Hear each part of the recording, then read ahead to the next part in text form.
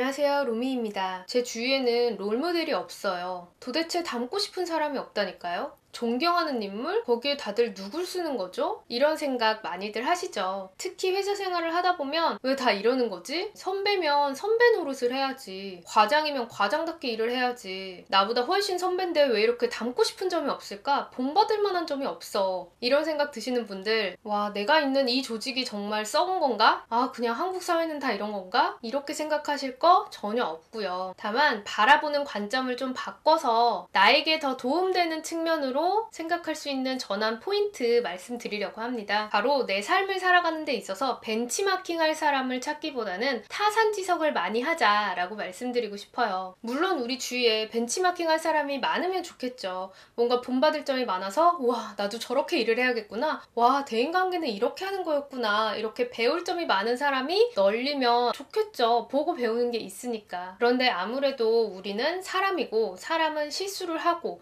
연차가 올라간다고 해서 나보다 나이가 좀 더 많다고 해서 그 사람이 꼭 나보다 낫고 내가 배울 점이 있을 거라고는 너무 기대하지 마세요. 물론 옛말에는 주위 사람이 다 스승이다 이런 의미들이 많이 있지만 사실 이게 누구나 장단점은 있는데 이해관계로 얽혀 있다 보면 그 일을 하는 데 있어서 단점들이 더 보이기 쉽거든요. 근데 단점이 굉장히 많아 보인 선배인데 막상 회사를 그만두고 다시 만나보면 되게 사람 괜찮았구나 이런 케이스들도 꽤 많다고 해요. 그 사람의 단점 몇 가지를 봤다고 해서 어쩜 과장이 저러냐? 어쩜 팀장이 저래? 그렇게만 너무 부정적으로 생각하지 마시고 회사 생활을 하는 데 있어서 내가 이해관계가 있다 보니까 단점이 더 많이 보이나 보다 라고 생각을 하고 그 단점을 왜 저 사람은 이렇게 됐을까?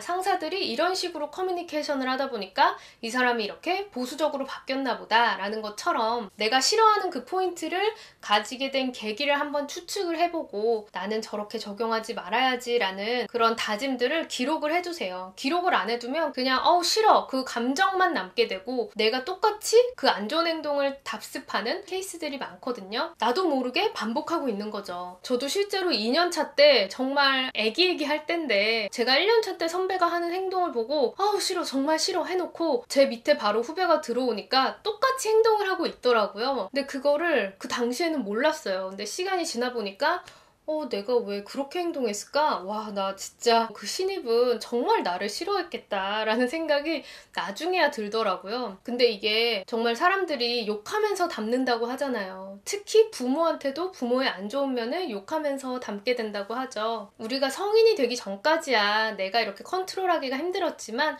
우리 이제 성인이니까 회사에서 무언가 안 좋은 모습들을 보았을 때는 왜 저 사람은 저렇게 행동했을까? 저 사람의 관점에서 마치 소설을 쓴다고 생각하고 저 사람은 이런 배경이 있어서 이렇게 된 걸 거야. 저 사람에 대한 캐릭터 분석을 하는 거죠. 이런 환경들이 저 사람의 저런 행동을 만든 걸 거야 라고 생각을 한다든지 저 사람은 어릴 때부터 있던 A라는 성향이 점점 커져서 저렇게 됐나 보다 라고 추측을 해본다든지 이렇게 최대한 나와의 이해관계에서 떨어져서 소설 속 주인공이라고 생각하고 접근을 한번 해보시고 저 사람의 단점, 어떤 점 때문에 기분이 나빴는지 어떤 점 때문에 내가 정말 싫게 느끼고 저렇게 되지 말아야지 라는 포인트가 있는지를 좀 써두세요. 그렇게 하고 내가 내 밑에 후배들이 들어왔을 때 그리고 내가 주위 사람들하고 관련된 일을 할 때 저 사람처럼 저런 행동을 하지 말아야 되는 포인트를 명심하시고 그걸 똑같이 반복하지 않게끔 타산지석을 하자는 거죠. 그리고 또라이 불변의 법칙 다들 잘 아시죠? 어느 팀에 가든 어느 조직에 가든 또라이는 유지된다고 하잖아요. 또라이 때문에 힘들 때는 내가 어떤 점을 조심해야 또라이가 안 되는지 그것을 스스로 느끼고 노력해 나가는 면이 중요하겠죠. 물론 조금씩이라도 배울 점이 있는 분이 있다면 그 점을 배우는 것도 정말 중요해요. 그 사람은 별론데 이런 점은 되게 본받을 만해 라는 것도 연습을 해보세요. 내가 저런 상황 비슷한 게 닥쳤을 때 저 사람처럼 보고를 해야겠다. 저 사람처럼 협상을 해야겠다.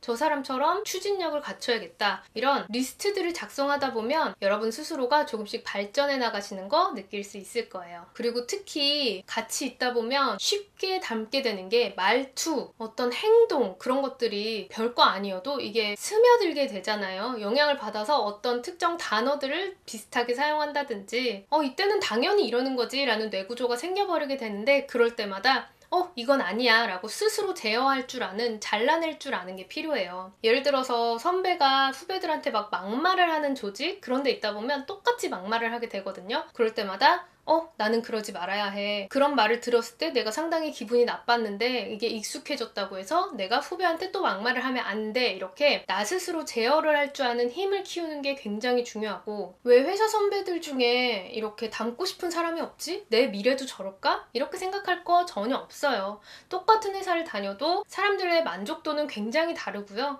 그 사람들의 퇴사 후도 정말 케바케 사람마다 다릅니다. 내 눈앞에 보이는 소수의 사례를 가지고 이 회사는 비전이 없어. 여기 있어봤자 미래가 아무것도 없어. 그렇게 생각할 게 아니라 본인의 커리어를 어떤 방향으로 만들어가고 싶은 건지, 내가 10년 뒤, 20년 뒤에 어떤 식의 일을 하면, 어떤 방향을 추구하면 더 행복할 수 있을지, 그런 큰 그림을 그려야지 내가 당장 그냥 옆 사람이 이렇다고 해서 나도 그렇다는 거 절대 아니거든요. 특히 이직하는 거를 보면 똑같은 부서에서 일을 했어도 자기가 하기 나름인 거지, 같은 회사라고 해서 내가 그들과 동일한 미래를 가질 거다라고 생각할 필요는 없다는 거죠. 내가 동일한 수준의 임금을 받는 비슷한 일을 하는 사람들이니까 내가 본받을 점만 본받고 아닌 점은 딱 쳐내는 거, 그런 연습을 해보시면 도움이 되실 거예요. 내가 본받으려고만 하기보다는 나 스스로 능동적인 학습을 하면서 나 자신의 실수를 줄이고 나 자신의 가치를 더 키우자는 말씀을 드리고 싶었습니다. 또라이를 말씀드린 게, 팀에 또라이가 있으면 물론 힘들어. 팀 분위기를 해치죠. 하지만 그들이 있음으로써 상대적으로 내가 더 좋은 평을 받을 수도 있어요. 야, 쟤는 저렇게 이상한 애랑 같이 일을 하는데 그래도 별말 없이 잘 뒤처리를 하더라 라든지, 쟤랑 같이 일하기 힘들 텐데 잘 받아준다, 쟤 성격 좋은가 보다 라든지, 내 주위에 안 좋은 사람만 있다고 해서 꼭 그게 안 좋은 건 아니에요. 상대적으로 저 사람이 잘못하는 걸 보면서 저러지 말아야지 라고 하는 거, 스스로 노력하는 건 주위에도 다 티가 나게 되어 있고, 그게 결국에 나의 평판에도 영향을 미치고 나의 업무 능력에도 도움이 될 거거든요. 저도 예전에 같이 일하는 분이 정말 유명한 분이었는데 미팅에 들어갔다 나오면 그 분을 뺀 나머지 사람들이 다 그 사람을 싫어하는 게 느껴지는 그 정도의 수준이었어요. 근데 나는 그 사람이랑 같이 일을 하는 사람이고, 그래서 그럴 때마다 이런 상황에서 저런 말은 절대 하지 말자, 이런 말은 유관부서에 기분이 나쁠 수 있다, 이런 것들을 굉장히 뼈저리게 느낀 거죠. 그래서 더 말을 조심하게 됐고, 다른 사람의 실수를 보면서 내가 저런 실수를 직접 안 해서 다행이다 라고 관점을 바꿨거든요. 물론 그 사람이 저에게도 말실수를 많이 해서 상처를 받은 면도 있었죠. 하지만 적어도 그런 부정적인 사례를 겪어보는 게 나의 발전에 또 도움이 되는 면이 있다는 거, 정말 무엇이든 생각하기 나름이고 내가 적용하기 나름이다 라는 거 잊지 마시고, 사회생활을 해나가는 데 있어서 좋은 면만 많이 흡수하고 나쁜 거는 다 필터링 하자고요. 궁금하신 점 있으시면 댓글 남겨주시고요. 시청해주셔서 감사합니다.